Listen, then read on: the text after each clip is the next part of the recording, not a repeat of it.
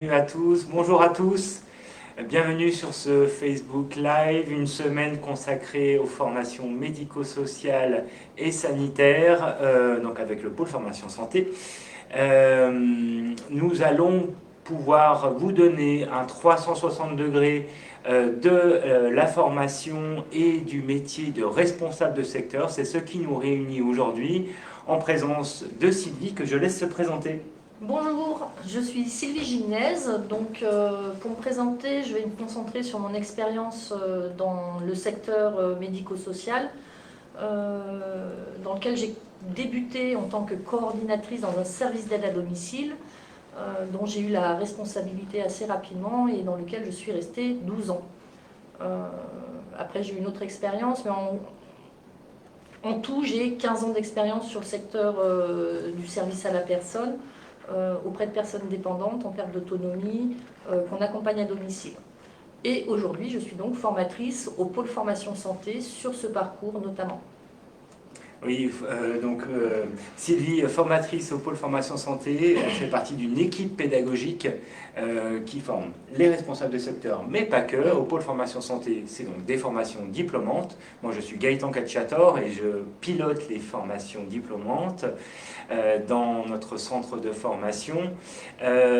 Formation diplômante, accompagnant éducatif et social, responsable de secteur bien sûr, aide-soignant, assistant de soins en gérontologie, secrétaire médical et médico-social, brancardier, ASH et d'autres que vous pouvez consulter sur notre site internet. Nous formons également et notamment des infirmiers libéraux pour beaucoup sur de la formation plus courte, donc 1 à 3 jours de formation. Donc c'est également un catalogue que vous pouvez consulter sur notre site internet. Le pôle formation santé se situe à Lyon-Vèze, donc vers la gare de Vèze. Nous existons depuis une trentaine d'années et c'est donc une équipe pédagogique qui est présente et qui intervient au quotidien, soit en présentiel, soit en distanciel, en fonction des thématiques qui sont abordées. Pour vérifier que tout le monde nous entend, déjà, est-ce que vous pourriez répondre à une question? Quelle est pour vous la qualité principale que doit avoir un responsable de secteur? Un responsable de secteur, du coup, en poste, quelle est la qualité principale que vous identifiez pour ce type de métier? L'organisation, oui. Quelqu'un qui doit être organisé, qui est capable de gérer les priorités. Oui, effectivement, la gestion des priorités. Dynamique, un responsable de secteur dynamique. N'hésitez pas, on vous laisse encore quelques secondes pour vous exprimer. Quelle est la qualité principale que doit avoir un responsable de secteur pour exercer son métier?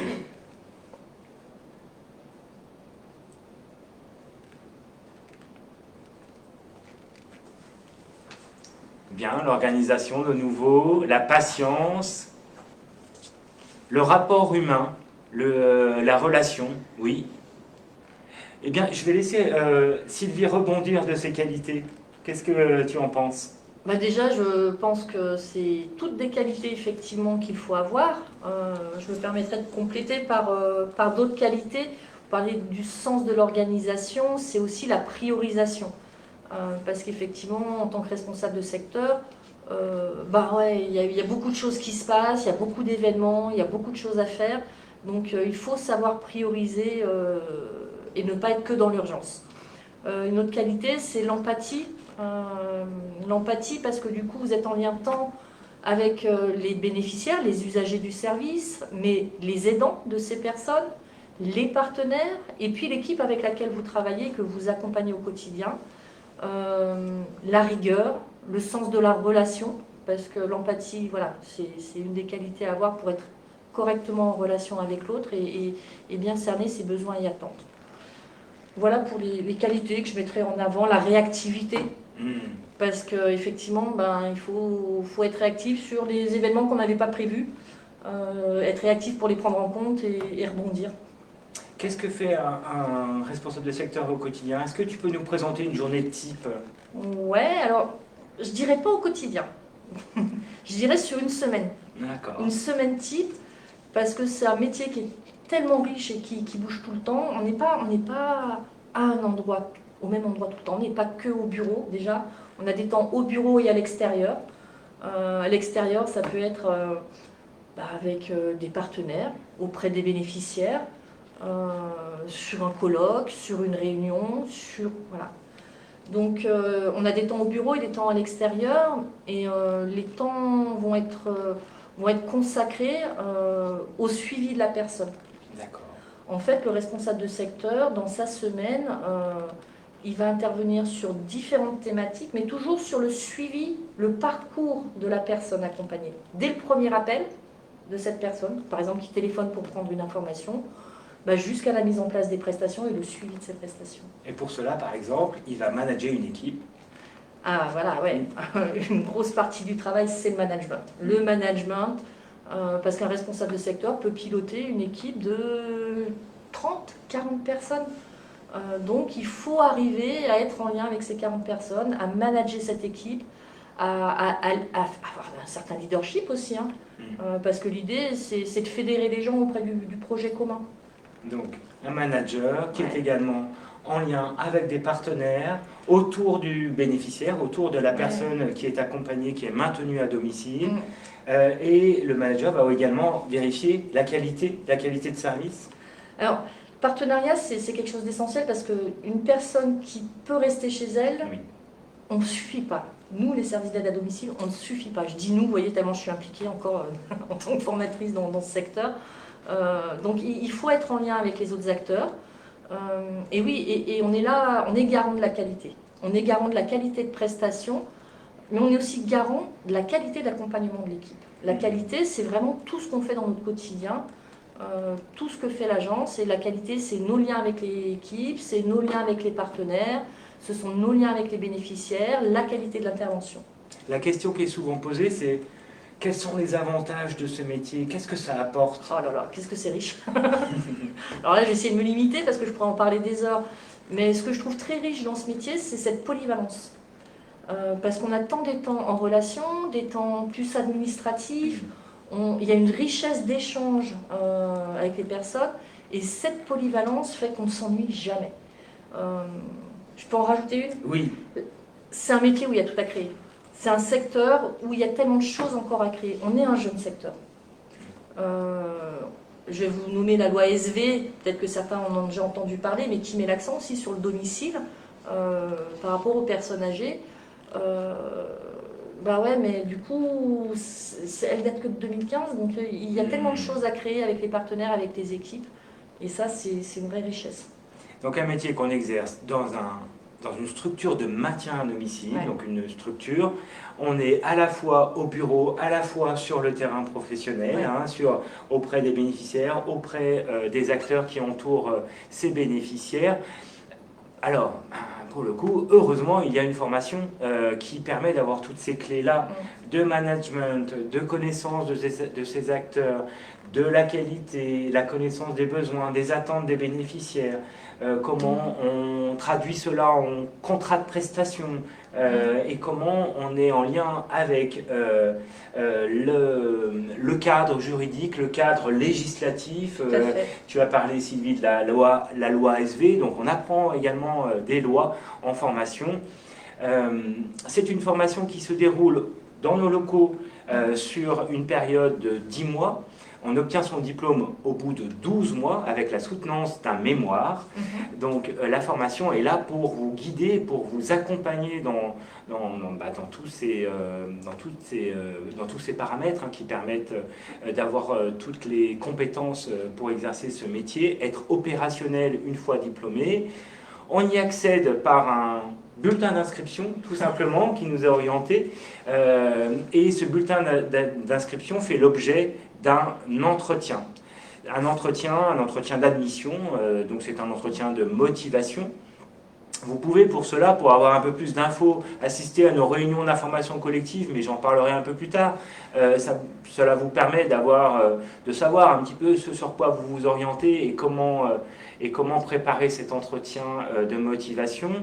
Donc comme je le disais, une formation qui se déroule sur 10 mois à raison de 4 jours par mois. Les modes de financement, ils sont variés. Hein.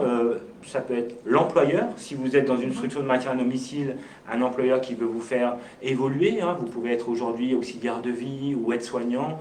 Eh bien, le métier de responsable de secteur vous est accessible avec de l'expérience que vous avez déjà.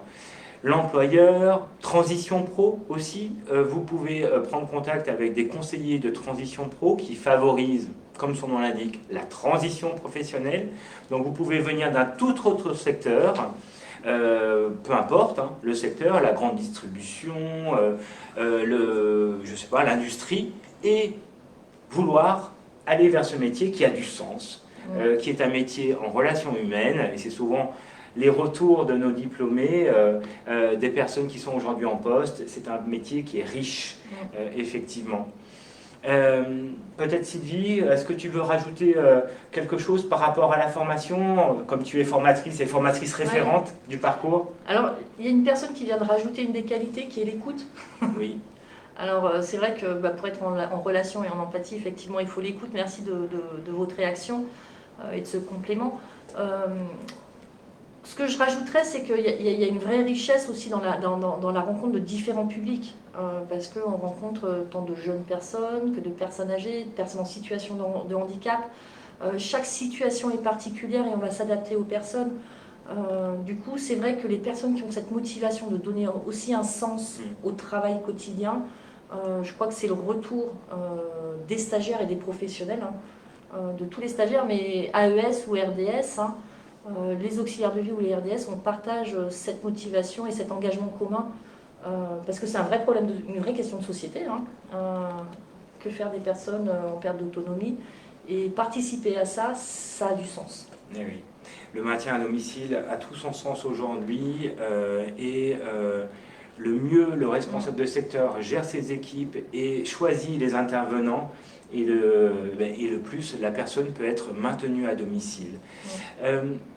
Par rapport à la formation, une dernière question, qu'est-ce qu'apporte la formation? Alors ce qu'apporte la formation, alors ce qui est pour moi essentiel, c'est aussi cet aller-retour entre le terrain et le temps de formation. C'est-à-dire que vous êtes en formation en salle, ici, ou en distanciel, en cette période de crise. C'est cet aller-retour terrain, et les formateurs sont là pour vous apporter des connaissances, bien sûr, des compétences, mais il y a une co-construction dans cette formation aussi avec vos retours terrain. Toutes les thématiques abordées, on est aussi sur du pratico-pratique, du concret. Bien sûr, on va parler des lois, bien sûr, on va aborder le cadre réglementaire, bien sûr, il y a l'apport théorique sur le management, sur la qualité, mais c'est fait vraiment de manière concrète, en lien avec le terrain. Très bien. Une petite question aux internautes, hein, pour voir si vous êtes toujours présents. Qu'est-ce que vous retenez de cette présentation? Voilà, de ce qu'on a pu apporter Sylvie et moi comme éléments. Qu'est-ce que vous retiendriez en un mot? Voilà, on vous laisse quelques secondes pour vous exprimer. Qu'est-ce que vous retenez en un mot de cette présentation? C'était très clair, ok. Ça donne envie. Ok, ben c'était l'objectif de cette présentation. La formation est-elle en alternance? Oui, c'est une formation qui peut s'effectuer en alternance via un contrat de professionnalisation. Vous pouvez être en statut salarié et donc on peut vous aider à trouver un employeur dans cette aventure. Oui, elle s'effectue en alternance. Elle peut s'effectuer en alternance. C'est motivant. Vous êtes motivé du coup, ok. Donc n'hésitez pas à nous rejoindre et à nous solliciter et à nous contacter. Très bien. Nous allons arriver au terme de cette présentation. Vous pouvez retrouver toutes ces informations sur notre site internet, sur notre page Facebook, LinkedIn. Vous pouvez également, bien sûr, nous appeler, nous contacter par mail.